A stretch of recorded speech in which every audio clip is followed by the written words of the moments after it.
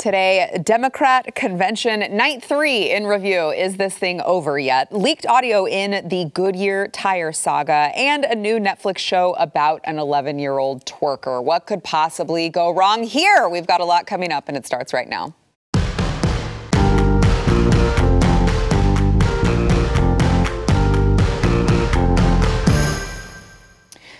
Welcome to the news and why it matters. I'm Sarah Gonzalez, today joined by two of my good friends. I couldn't ask for more. Two of my very good friends today, Jaco Booyens, host of the Jaco Booyens Show, and Amy Robbins, CEO of Alexo Athletica. And thanks for being here, guys. And I like it because you guys are friends, too. Yes. We are. So I heard your voice in the hallway. I'm like, is Jaco here? Like, legitimately, it's so good to be called your friend, but legitimately, we're all friends, and it's good. And it's strong women power at the table. I like that. Thank you. This is an estrogen. It's good for you. If strong women power just means we're just sitting here talking about babies. We're just sitting here talking about babies. Amy had hers. I'm going to have mine. We can take on the world right now. All right. So the Democrat National Convention night, I guess is night 3. I don't know. It feels like Groundhog Day at this point. It's just looping over and over and over again. But as we like to say here on the News and Why It Matters, we watched it so you didn't have to. And by when I say we, I mean like other people in the building watched it and then cut clips for us to see, because I didn't want to watch it either. But so we had some interesting speakers this time around. We had Kamala, who accepted her vice presidential nomination. We had Barack Obama. We had Hillary Clinton. And we had, you know what, let me start with Billie Eilish, because this is one of my favorites. This is a singer, in case you don't know who she is. I guess, can we still use the term emo? Is she an emo singer? Yeah. She's emo goth. Yeah, I don't know. Emo like goth pop. She looks like she's from Ghostbusters, maybe. Like, she looks like she's got some Slimer hair going on. Not sure, but she's really, really excited about telling everyone why she's voting for Joe Biden. She can't contain her excitement. Here's a little bit of what singer Billie Eilish had to say. You don't need me to tell you things are a mess.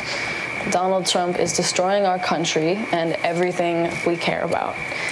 We need leaders who will solve problems like climate change and COVID, not deny them. Leaders who will fight against systemic racism and inequality. And that starts by voting for someone who understands how much is at stake. Someone who's building a team that shares our values. It starts with voting against Donald Trump and for Joe Biden. Silence is not an option, and we cannot sit this one out. We all have to vote like our lives and the world depend on it, because they do. The only way to be certain of the future is to make it ourselves. Please register, please. That was, wow, that was enthusiasm. I mean, the excitement is just off the chain. Well, your life depends on it so much that you just... I can't believe they even are like buying into this at this point. I mean, saying you have to vote for Joe Biden when Joe Biden can't even make a coherent sentence. Like, if your life depends on Joe Biden being your president, you are in trouble. Yeah, you're on the wrong planet. You're on, look, that and just having a history in this industry, that there is the management company and the record label saying this will be great for you for PR and a play. Look, I'll say this, because this is the best show on television, right? It is, Sarah. That is a very, very, very talented human being. Mm-hmm. Billie is so gifted. She has no concept of where her talent comes from, being God. So she abuses it. Very talented, but very equally confused, right? Yes. And frankly, Billie, you look like you're high on something. That's a very poor representation of the Democratic movement, right? That is it a poor representation of the Democratic movement, though? Because to me, I watch it and I'm like, This is pretty typical. It's probably an accurate, I don't know that they're all hot. Well, I don't know, but Kamala Harris looks like that sometimes. She did when she ran for president. She kind of looked like that for a minute if she was smoking, you know what.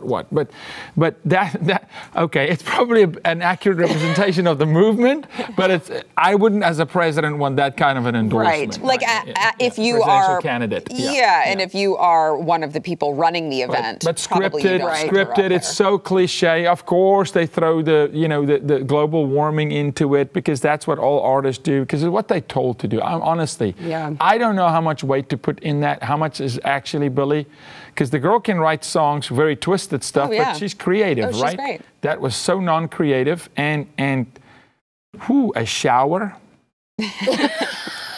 goes a long way. It does. A little hair and makeup. Less of the green bottle and the auburn bottle a little bit. It is interesting to see who they want representing their cause, their movement. She looks a lot like the people in the protests. I mean, if you really take into account which is maybe what they wanted. I was just going to say, I think they're trying to obviously pick somebody that's going to identify on many levels. She checked all the boxes. It's the millennial. They want the millennial vote, and Billie she's got that Elvis syndrome going. They just love her for loving her, and if she endorses Joe Biden, surely. Well, it's no different than what they did with Rock the Vote to get the vote out for Barack, and bringing in but Bruce this Springsteen is always what Hollywood does, though. This is no different than what they always try to do, use their celebrity power, and it didn't work last election. But I will tell you, that is the least amount of energy I think I've ever seen. It was in bad. An endorsement. It was bad. So Kamala, of course, went on stage, accepted her vice presidential nomination, but it was the other comments she had to make that left people a little bit skeptical. Kamala talking about, let's listen to her talking about how Joe Biden will actually end the COVID-19 pandemic. Who knew? Just Joe Biden. Watch. Right now, we have a president who turns our tragedies into political weapons. Joe will be a president who turns our challenges into purpose.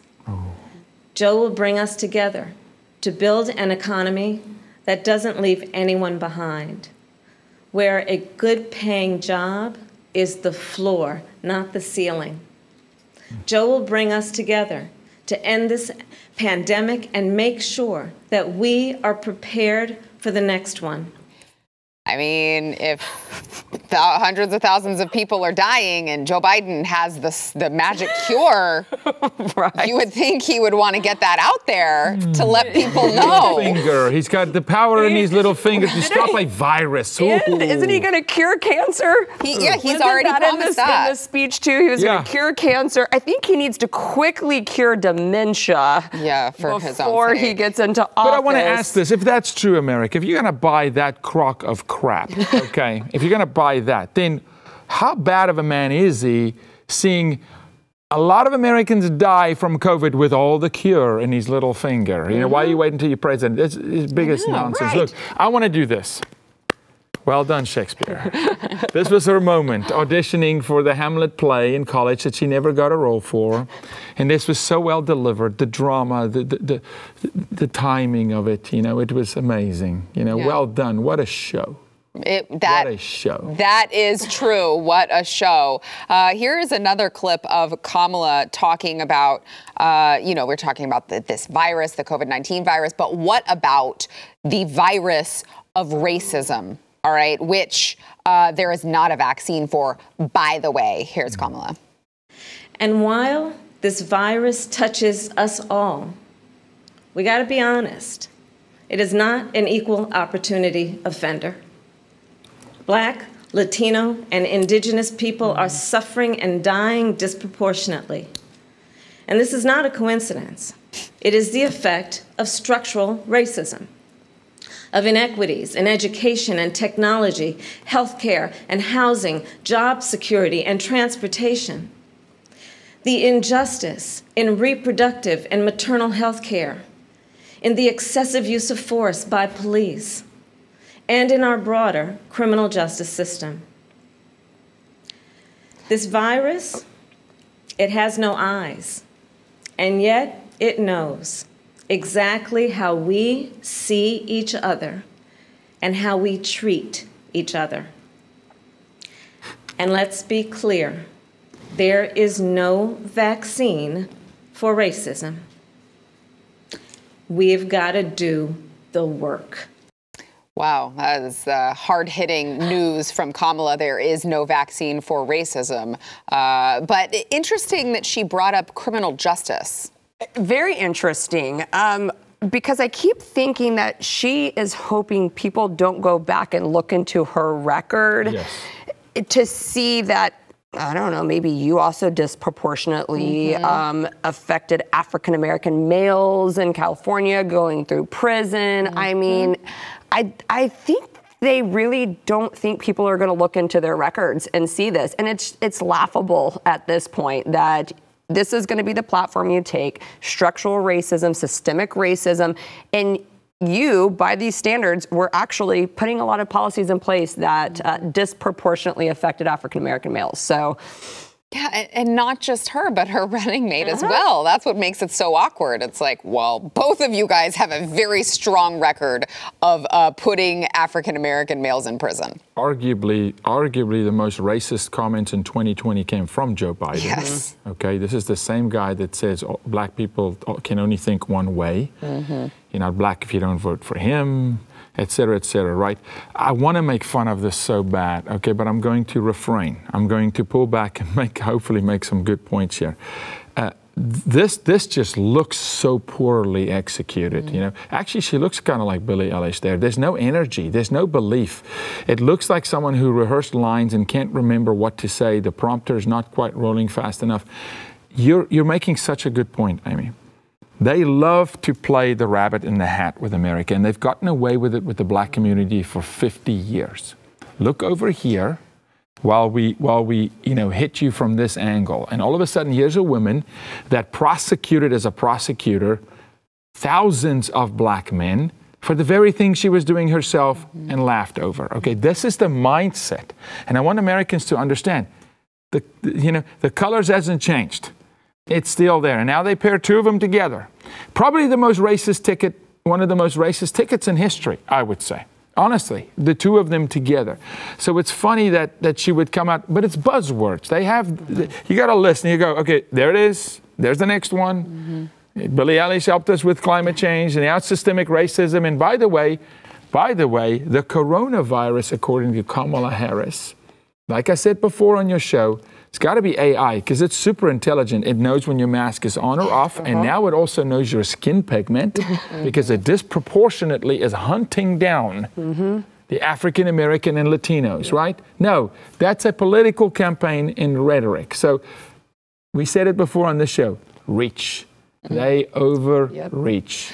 Well, and I think that it's not just that, too. They overreach, and you use the term buzzwords, which I think is so fitting. But isn't it also just like the worst case of projection that you've ever seen in your life? Because it feels like every single thing they accuse the Republicans of doing or Donald Trump of doing, they actually have a record or are currently engaging in themselves. But it's mastery though, and this is taught in marketing class. If you go to Marketing 101, someone asks you a question, don't answer the question, say what you want to say, number one, and deflect and project. If you know you're dealing with the issue, just put it on someone else. And literally, they could literally tick the boxes. Every single thing they've accused Americans of, and they accuse Americans, by the way, right? They do. They're guilty of, whether it is colluding, whether it is, bribery, whether, she's talking. Hey, by the way, she said something for the next epidemic. Well, are you planning a next one? Probably. So true. Are you planning? So true. Are you planning a next one? Because your party is the reason why we dealt with this. The president actually wanted to lock this thing down, and you guys, blocked him at every, corner where he wanted to. So, and they will. They're the kind of people that will say, well, let's plan another epidemic if this doesn't work, because that's what they've been doing. Now it's these taxes and all the things we're going to go through. Look, I'm so tired. Can November 4th just come and we pop the bottle rockets and be happy and watch them cry? Yeah. Amy, do you agree with I do. I mean, Jaco, you just hit all the nails on the head. Yeah. I mean, yeah. All right, we've got more coming up, including former President Obama. Everyone's like, stop calling him president. He's not president anymore. Well, you still give him the title after they leave office. I know, it's weird. And also Hillary Clinton, who spoke last night. You're not going to want to miss it. First, we want to thank our sponsor of this segment, CarShield. So obviously, if you have a newer car made, I don't know, in like the last decade, computer systems are in all of them. They are the new normal. You've got touch screen displays. You've got a bunch of sensors. I know the other day in my old car, it said like the windshield wiper sensor intermittent thing is, and I was like, what? I didn't even know I had that sensor in my car. There's a ton of them, and you don't know about it until they break, and it costs $10 million gazillion to get fixed. I don't know if you've been paying attention, but now is not the time that most Americans want to spend a bunch of money on expensive car repairs. That is why CarShield exists. CarShield has an affordable protection plan that can save you thousands for a covered repair. By the way, it includes any sort of computer-related problems, GPS, electronics, and more. The people at CarShield understand payment flexibility is a must, so they have monthly payment plans that can be customized to your needs. They have rates as low as $99 a month, and they do not have long-term contracts or commitments. They will give you the options others won't. By the way, this is key. They're not like you have to take your car to this place to get it fixed and it's some weird shady place. You get to choose your favorite mechanic, your favorite dealership, wherever you want to take your car to do the work, and CarShield will handle the rest for you. They also do complimentary 24/7 roadside assistance and a rental car while yours is being fixed. They have over 1 million customers. Join them, okay? Drive with confidence knowing you have coverage from America's #1 auto protection company. You can go to carshield.com. Use promo code Y to save 10% right now. That is carshield.com, promo code Y. Just remember, a deductible may apply to your repairs. Carshield.com, promo code Y. All right, Hillary Clinton, because, you know, when you think, who do we want to represent our party? You definitely think Bill Clinton, who we talked about yesterday, talking about honoring the Oval Office, which we all know he did very, very well. And you also think Hillary Clinton, who has spent the last 4 years, I think, just crying in her iced tea that she is not president because she can't stop talking about the fact that she lost. I don't know if you guys recall, but, you know, the first couple years she goes on this tour and she talks about how, you know, it was Russia and it was collusion and she would have won if not for all of these different things. And apparently she's still not over it and wanted to make sure that Kamala and Joe and everyone out there remembers that you can win the popular vote and still lose the election. Watch. Joe and Kamala can win by 3 million votes and still lose. Take it from me. So we need numbers overwhelming so Trump can't sneak or steal his way to victory. Text vote 30330 to get started. I mean, what a disingenuous, also stupid thing to say. Yes. Can't sneak or steal his way as if to that's victory. what he did the last time. Right. Forget the fact that we have like a rule in place for like an electoral college for our elections. Forget all that. That doesn't matter. I mean, and also we're sneaking and stealing an election. We're talking about a group right now that is trying to force mail-in voting, which is different, ladies and gentlemen, than absentee voting. Yes. I know we don't have time to get into all that right this second. I'm sure you've jumped into it on your show. No, but I mean, you are trying to shove this down every single American's throat.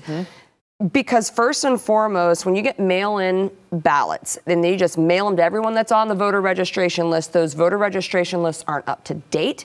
How do we know that someone didn't mail in a vote and then wants to go to the polling ballot and vote? I mean, it's just riddled with fraud. They don't want postmarks. Right. Right. They don't want you to be held to a date to get your ballot in. They want now we don't know who created the ballot. Now they're finding ballots created by organizations that aren't even authenticated, and it's a nightmare. It is a nightmare, and it is just mind-blowing to me that they think they're gonna get away with this. And I think too, I don't understand why they keep propping up these has-beens in the Democratic Party as their idols, as their savior. It's very bizarre because you look at it and you're like, for a group that is all about change and progression, they cannot end this love affair with the Clintons and with Obama. And you really just have to sit and wonder, why? How involved are they still in this entire process? What kind of power do they have? They don't hold offices right now. They're not elected officials. Why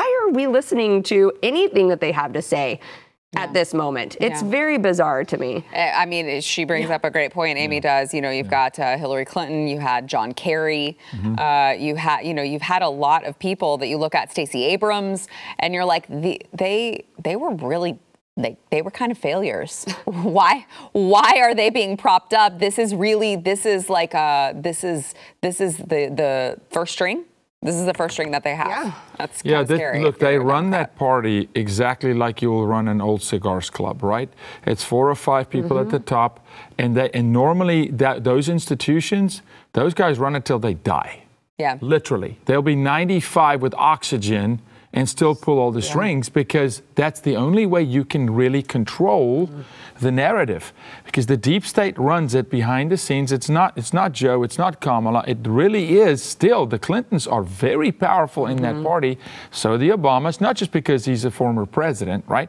But there's a way, the only way to control it is you can't let the reins go to the younger guard who may not agree with your policies and your IOUs that are deep in the State Department. So you circulate the same old bag of tricks. I see what you did there. Yeah. Former President Obama, of course, was also there, and I wouldn't say that he was heavily criticized by mainstream media, but he was heavily criticized by people who pay attention to objectivity for slamming the president so hard. You know, typically former presidents come up for the conventions and they talk, they give speeches, they try to be, inspirational, but they don't take the time to just sit there and bash the president in office of a different party by name.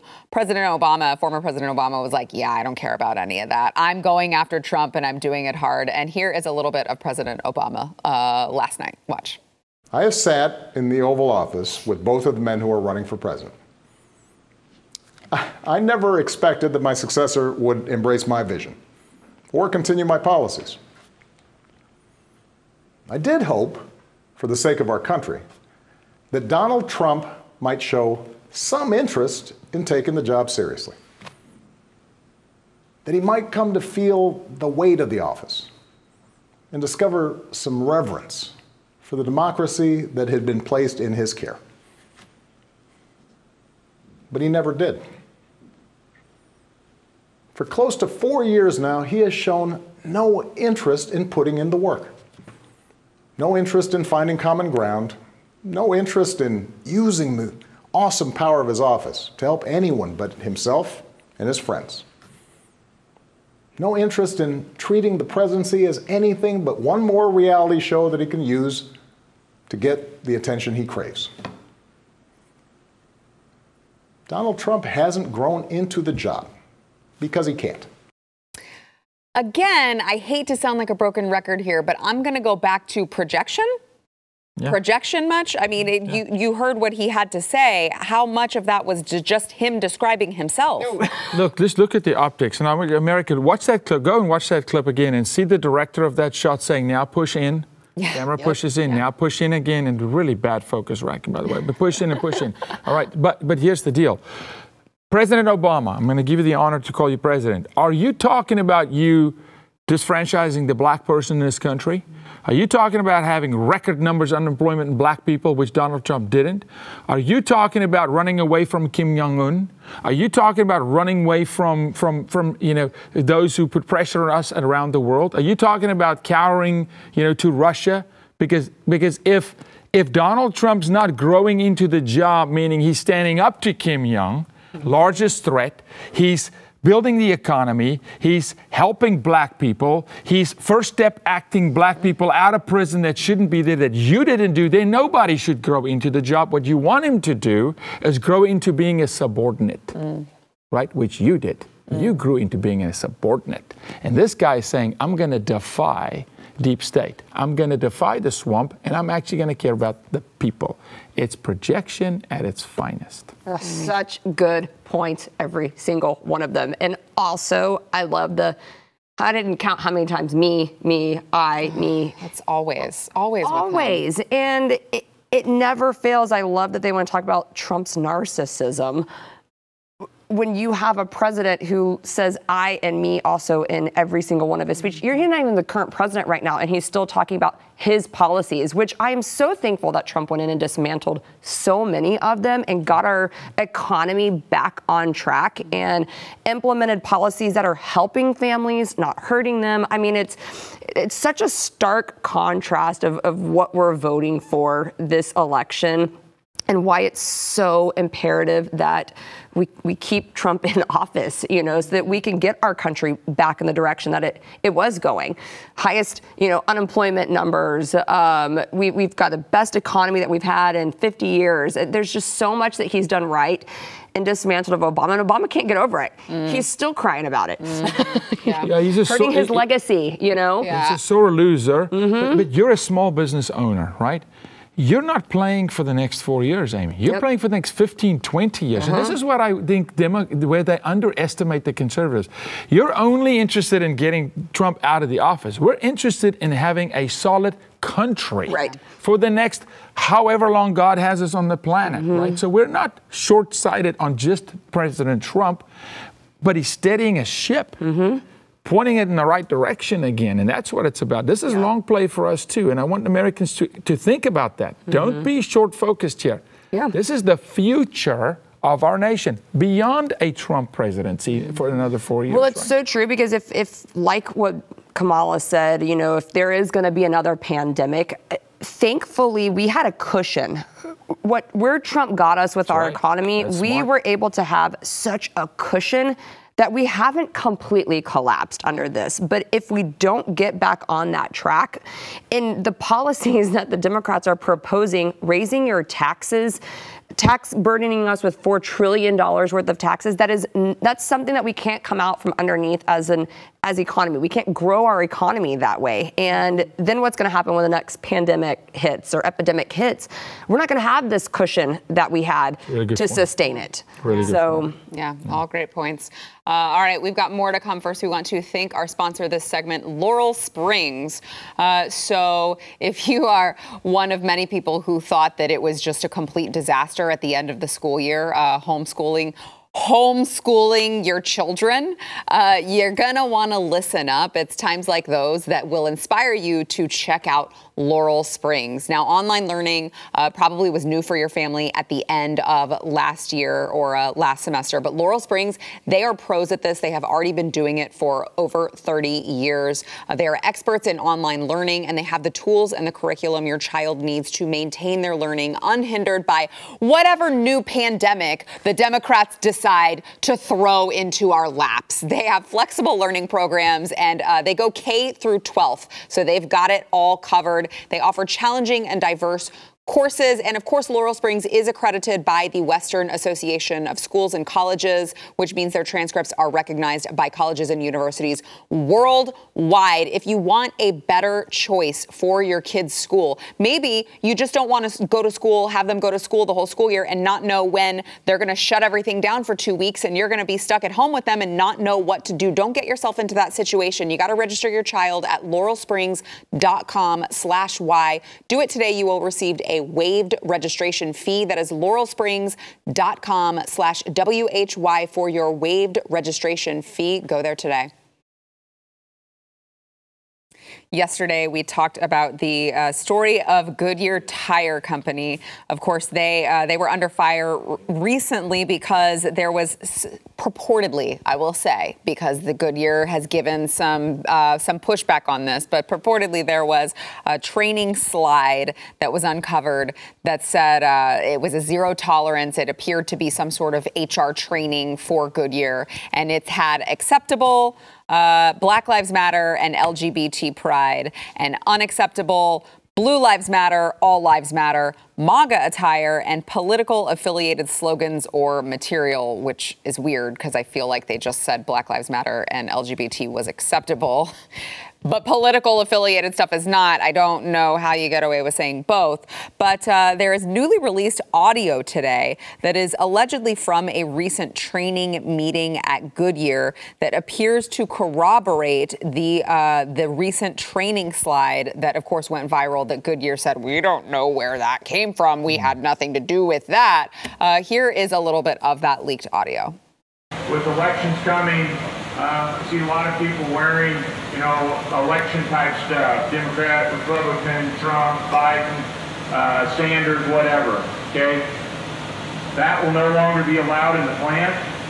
No face masks, no shirts, anything political will not be allowed in the plant, okay? I'll read this part so everybody understands it. A lot of you probably already heard this part. But some people may wish to express their views on social justice or inequity or equity issues such as Black Lives Matter or LGBTQ pride on their face covering shirts or wristbands. That will be deemed approved because it complies with zero tolerance stance.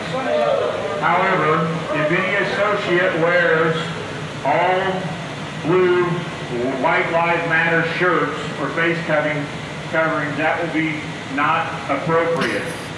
The reason for this is because these slogans are not reflective of a social justice or equity issue. Okay? So there's rules now around what you can wear. Let's try to comply with these so that way, everybody feels good in this factory. Oh, well, as long as everybody feels good in the factory, they have those warm little feelings, everything is all good over here. So I'm trying to get this straight and wrap my brain around it. Equity issues, fine, because we want to draw, attention to the right things. But saying all lives matter, which would kind of be an equity issue, right? Not appropriate. Yeah. I'm trying to make sense of that in my head, and I can't quite get there, Amy. What am I missing? I don't know, because I'm still trying to. You're right there with me. Right there with you. I'm also trying to figure out why they've lumped like issues like Blue Lives Matter, the people that protect us and serve our communities. They lump that in with political things that aren't acceptable, but then you have an actual Black Lives Matter political group, a Marxist group.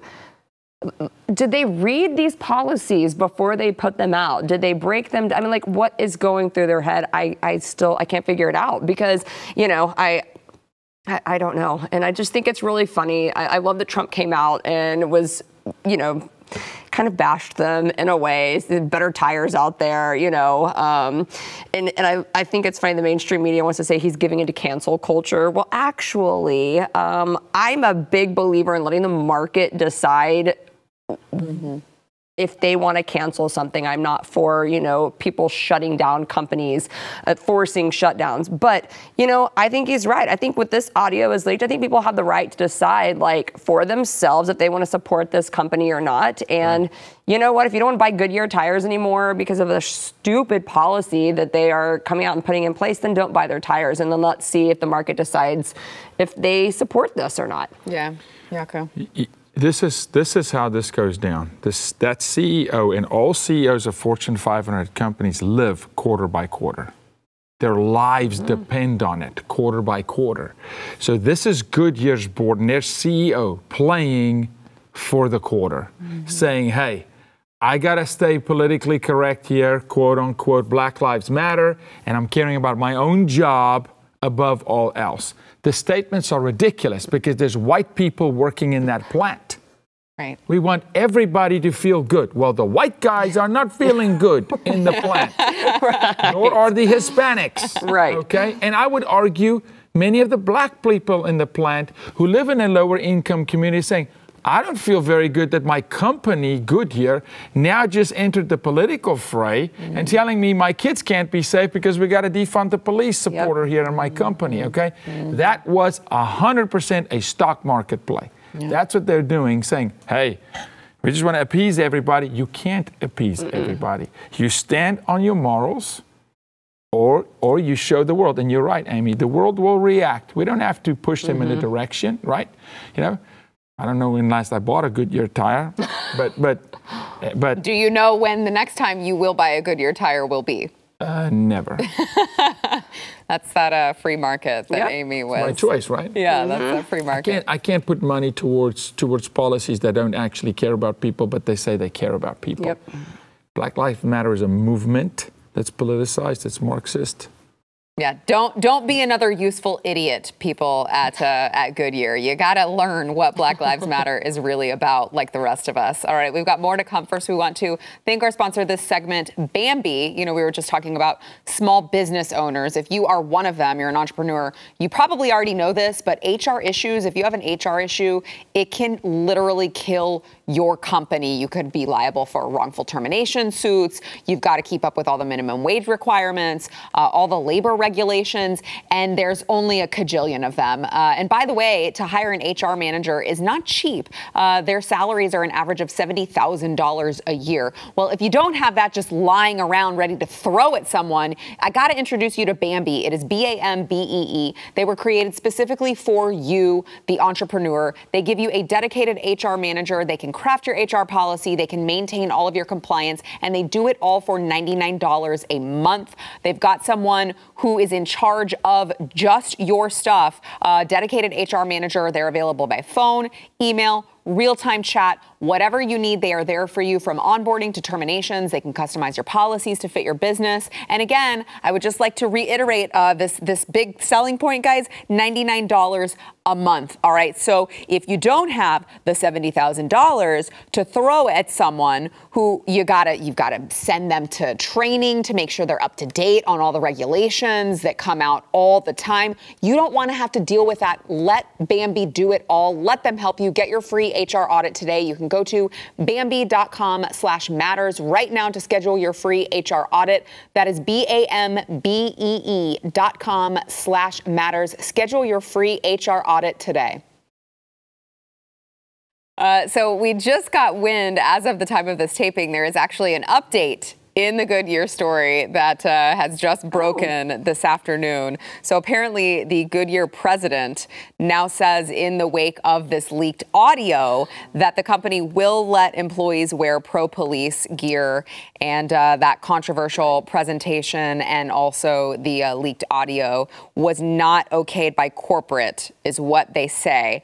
They say, by now you are aware of a visual from our Topeka factory that has been circulating in the media. I want to personally clear the record on what you are seeing and hearing. It was created by a plant employee to try to explain what is acceptable to wear in the workplace, and it was not approved or distributed by Goodyear corporate. I deeply regret the impression it has created, and I want to clarify Goodyear's position. He went on to say that they do not endorse any political organization, party, or candidate, and they ask employees to refrain from workplace expressions in support of any campaign, political party, what have you, and they say that they do want to allow all of their employees to wear pro-police attire. Good. I'm fine with that. I'm totally okay with them saying, like, leave the politics out of the workplace. Right. Totally fine with that. But how many tires are probably on cop cars? Goodyear tires are probably on cop cars. That's a good point. So I'm very, thank you for that update, because I'm really glad. Well, that's what we're here to do at the News and Why It Matters. That is amazing how on the cusp you're on the team. Great Blaze team and Why It Matters. That's why it's the best show. That's the right kind of a response. And now you know, okay, it's someone who jumped ship downstream. That happens. Any company. Yep. But then ring fence it quickly. They tried to pivot, but that's good. That's a good update. Amazing, yeah. All right, before we go, want to cover Netflix, which has issued an apology for the, quote, inappropriate artwork they used for one of its latest acquired films, Cuties. Now, Jaco, I was thinking of you when we included this on here because of your work in, clamping down on sex trafficking, especially with children. But the synopsis of this is that it's an 11-year-old who, I guess, becomes like fascinated with twerking and joins this 11-year-old girl's twerking like group to win some sort of twerking award is the best that I can gather from this synopsis. Obviously, they were criticized. Those of you who are watching saw the poster that they were using, very overly sexualized young girls in scantily clad apparel. And that's the promotion for the movie. They say they were trying to, with this movie, criticize sexualizing kids, but I'm not sure why you would choose that movie poster if that was the case. No. And the big mistake, and they've got a long history in this Netflix. I want to read this to you. They're apologizing for the poster. Okay, you should be apologizing for the whole film and not show the movie. Listen to this. They say the following. This girl goes 11-year-old twerking, hoping she starts to explore her femininity, defying her family's traditions. That's what it's about. It's about breaking down family and traditional family values. That's the premise of the film. The poster is horrifically terrible. We apologize for the poster, but we're going to show the film. The film's going to corrupt so many minds. But 1942, Bambi, Disney, male organs painted in the backdrop of kids' shows. Ariel, the movie, male organs painted. Disney, animators, Netflix, they have done this historically. They'll sneak it in. There is an agenda to desensitize society. May I remind you, these are 11-year-olds. 11, for a reason. Okay, the average trafficked age of kids in this country is 12. There's an agenda here. The movie should be pulled, not just the poster. Yeah, Amy? Golly, my eyes have been so opened to all of this because of you. And I'm so thankful for the work that you're doing. I've been catching up on so many podcasts and talking about just how big this is. I have to admit, I really didn't know the problem was as big as it is. And then as soon as I found out about it, like, I want to be on board, like doing whatever I can to help. And sometimes I'm at a loss at knowing what to do. And, you know, I think a lot of us, being a new mom myself, I think I am more sensitive to it now. I see these accounts pop up on my Instagram and my Instagram reels every single day of accounts I don't even follow, of 10 and 11-year-old girls dancing very provocatively to the camera. And you go to their account, it says, run by the parents. And I'm like, this is such a big problem that companies like this are actively playing into and actively being a part of what's going on. And I think, and I know you're right when you're saying, like, there's a bigger agenda going on. That's why they're not going to apologize for or pull it. They're not going to totally pull it. There was another show that you were talking about on Netflix a while ago too, that kind of glorified trafficking victims, and that hasn't been pulled from Netflix yet either. No, it's there, and just think TikTok when you see this movie. Yeah. I think absolutely. That's exactly right. Yeah, they want the sensationalism. They want that money, and they turn it away from that ever. All right, we got to go. Back in a minute. Thanks for running that. Yeah, thank you. I mean, God, there's like so much I want to dive into.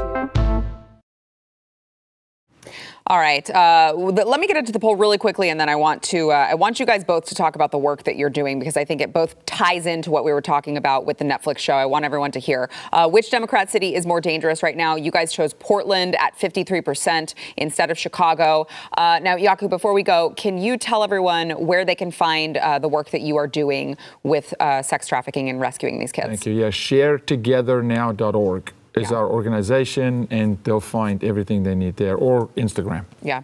And then Amy, Alexo Athletica, for those of you who don't know, Amy. Yeah, we have an active wear line that allows women to carry self-defense tools of choice, whether that's mace, taser, firearm, blade. It allows women to be situationally aware. So as we talk about this big issue of sex trafficking, we are empowering women to take their safety into their own hands and giving them the opportunity to do that. So they can find us at alexoathletica.com. Thank you guys, both of you, for all of the work that you guys are doing. Alexo is amazing, and this is the best show on television. We're not biased at all over here, all right?